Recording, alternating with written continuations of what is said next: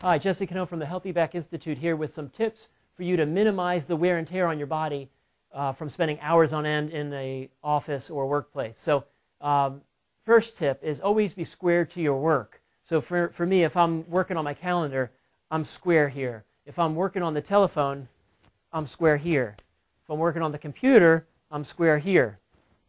So that's the first thing. Always be square to what you're working on. While twisting and leaning is great, you don't want to be like this all day. Okay, so you want to be square to what you're working on, ideally. Telephone, use a headset. I still see people like this all the time.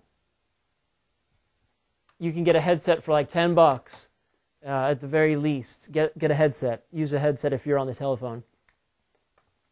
Next thing, with your computer, if you're working on a computer, monitors. Obviously, 2 monitors is better than 1. You can be more productive with 2 monitors, but even if you just have 1 monitor, you're going to want to position the monitor so it's at the right height for you. Okay, so for me, this is pretty good. It could actually stand to go up another inch or so, but I've got some restrictions here. So monitor height is important. If your monitor does not adjust, as mine do not adjust in height, put a stack of books underneath or some type of a monitor stand to lift it up. Also, distance of your monitor is important.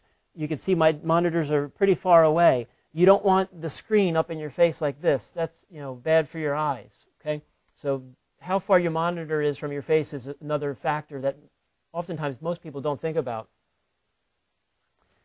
The tilt of your monitor. If your chair, ideally you want an adjustable chair, but if your chair is not adjustable, play with the tilt of the screen to get it to where it's just right for you.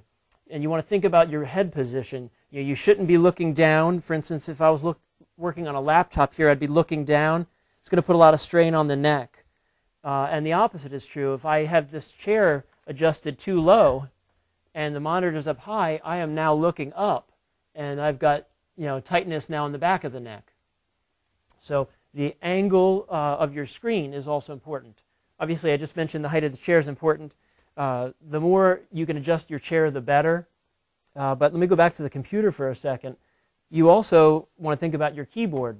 If you're working on a desktop type computer like this, you want the keyboard positioned so your arms are fairly level. So that's going to have to do with the height of your desk and the height of your chair. You should not be, again, like this with the arms up.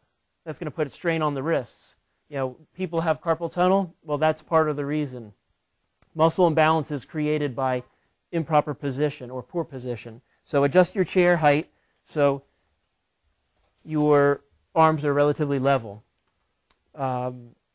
Mouse causes a lot of pain. I know my right shoulder is always irritated from spending a lot of time on the mouse.